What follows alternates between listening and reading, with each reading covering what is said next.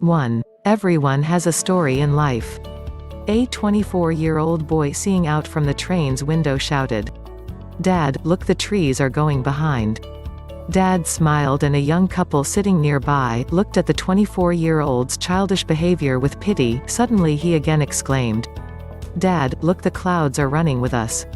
The couple couldn't resist and said to the old man, "Why don't you take your son to a good doctor?"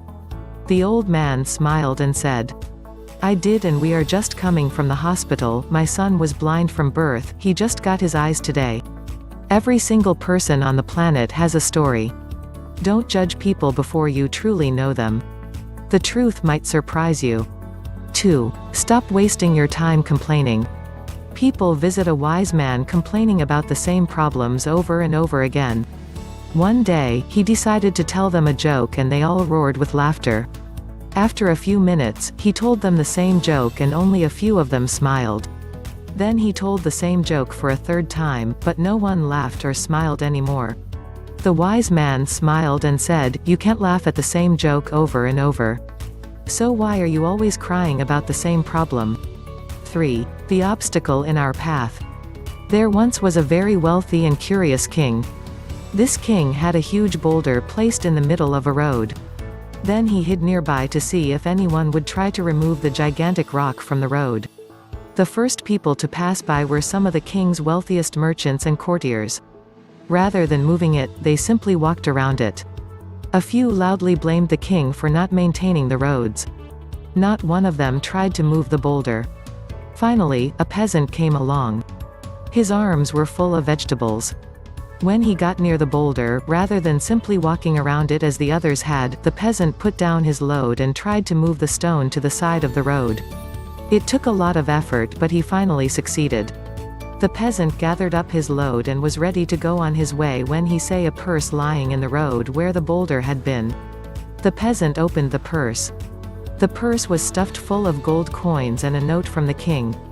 The king's note said the purse's gold was a reward for moving the boulder from the road. The king showed the peasant what many of us never understand: every obstacle presents an opportunity to improve our condition. 4. On God's time. A man walked to the top of a hill to talk to God. The man asked, "God, what's a million years to you?" And God said, "A minute." Then the man asked, "Well, what's $1 million to you?" And God said, "A penny." Then the man asked, "God, can I have a penny?" And God said, "Sure, in a minute." 5. The false friend. Once two friends were walking through the forest. They knew that anything dangerous could happen to them at any time in the forest. So they promised each other that they would remain united in any case of danger. Suddenly, they saw a large bear approaching them. One of the friends at once climbed a nearby tree. But the other one did not know how to climb.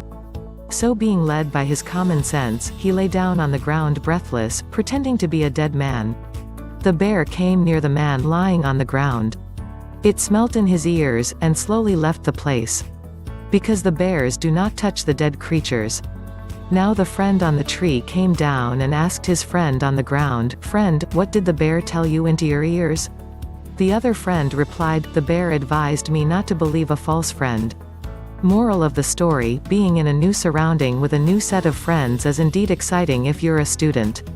But beware of the people who are just posing as your friend. In the same way, you have to be supportive of your friends by standing by them in any situation. I heard of one lady. In brief summary, she was born in a poverty-stricken village in Maharashtra, India. She never really had any education. When she was a little girl and wanted to go to school, her family made her take care of the buffaloes. When she was 8 years old, she was married. I think actually she was 9 years old. She was married to a man who was about 30. By the time she was 19, she had 3 sons, and she was pregnant. A mafia type of person who was exploiting the people of the village was especially forcing the women of the village to work really hard and paying them practically nothing. And everyone was afraid. But Sindhutai told the local collector, who was overseeing the police, and that person was stopped from what he was doing. But he was so angry. He went and told Sindhutai's husband a lie. He said, "You are such a fool. Your wife is having affairs with so many men. In fact, the child that is within her womb is my child, not yours. If you don't kill the child and kill her, I will kill you." So the husband, the girl's 19 years old, he kicked her in the chest, not in the chest, in the stomach, repeatedly, to kill her and the child. She laid unconscious. He thought she was dead. So he dragged her to a cow shed where a whole herd of cows are being kept, thinking that people will feel that the cows just trampled her and that's how she died. So she laid there unconscious. And when she woke up, she said, she found one cow standing right above her, protecting her. There were all these buffaloes and oxen and cows walking, and they would have certainly trampled her. But this cow was keeping everything away from her. And even when the in-laws came to make sure she was dead, the cow chased them away with their horns and stood over her. She came to consciousness and gave birth to a baby girl under the cow. And she said she took a rock and cut her umbilical cord. Took about 20 slices to get free from it.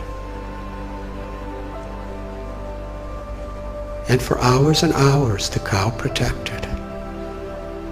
And Sindhutai, when she got enough strength, she embraced the cow and promised, "As you protected me when I was in great need, I will protect others who are in need."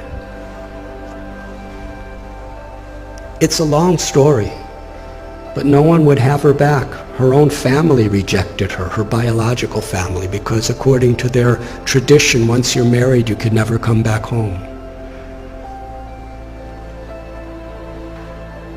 A foolish tradition, as many are these days.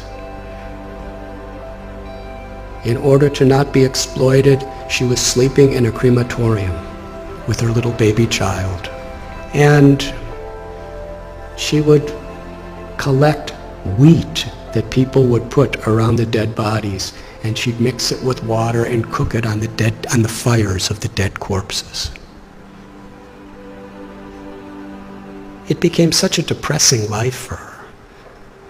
She decided, I don't want my child to live like this. So she was going to commit suicide. She went to a railway track with her child in her arms and laid waiting for the train to crush them. But as she was laying there, she heard someone crying in anguish. So she got up and she found an old man who was crying out. He was crippled. He was very, very invalid. He was crying for some food and water. So she went and begged and got him food and water. And she was thinking that old man was the voice of God. She called Krishna. She said, was telling me that I had a higher purpose in life than to commit suicide. I have something to do, something to contribute to this world. But then later in the day, she was sitting in a field wondering, what am I going to do? I have nothing. I have no one. How can I help anyone? She was under a tree, and she saw that there was a branch of the tree that a woodsman with an axe had violently cut.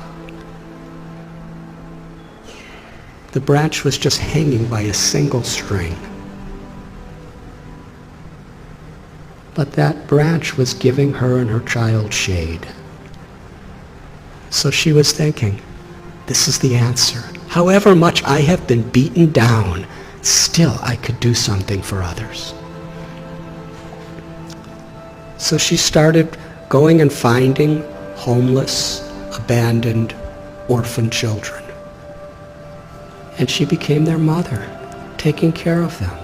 Somehow or other, she learned how to sing really nice, and she begged with her singing, and she provided for them, and somehow or other kept them safe. And after some time, people saw what a difference she was making to so many people that they built an orphanage for her. Over the years, she said, she's had about 1,500 children, over 1,000 grandchildren. And she's made a tremendous difference in her life. All of her children have a great education. Many are doctors and lawyers and farmers, something she never had. She's won so many awards internationally for her accomplishments. But then she explained what the most meaningful and fulfilling thing she ever did in life. Years and years later, after the president of India gave her awards and governors of states and international awards, this really old man came to her orphanage. He was starving. He was sick. He was homeless. He was asking for shelter. After a few minutes, she recognized this was her ex-husband, the person who tried to murder her maliciously. She said to him, when you left me to die, I was homeless in rags. Now you're homeless in rags, and I have a nice place with so many people. She said the most meaningful thing in her life is she forgave him. And she said, I will give you shelter, but I'm not your wife. I'm your mother. And when people would visit the orphanage, she would introduce him. This is my eldest son, and sometimes he's very naughty. She told a story. It moved me. So at one place, I shared this story, and somehow it was on YouTube. And in her orphanage, someone showed it to her. So she wanted to meet me. So in Pune, I met her. And she was with a couple other people. And we spoke for about an hour together. It was a wonderful conversation. And afterward, there was one lady who was sitting next to her, who was just beaming with smiles the whole time, but didn't say much of anything. And when I was just about to leave, Sindhutai said, I want to introduce you to this girl. She's the one who was born under the cow. She's now a medical doctor, and she's taking charge of one of our orphanages. And then she said to me, I consider all of the tragedies in my life to have been gifts to empower me to make a difference to others. She considered it all the grace of God. She said, my life has been a road with many thorns, but I made friends with those thorns, and my life became beautiful, and I could give beauty to so many other people's lives. That's one little example of influence without affluence. The power of compassion is far greater than anything that money can do. But when money and knowledge and strength and skills are built on the foundation of that compassion, then not only is our own life enriched beyond our comprehension, but we can make such a difference. We can have such an influence in the world. Each and every one of us, whoever we are,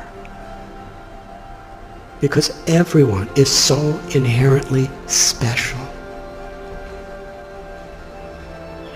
And nothing and no one can take that away from us, as long as we are aware. To be an instrument of compassion, an instrument of grace, is the true influence beyond affluence. Thank you very much.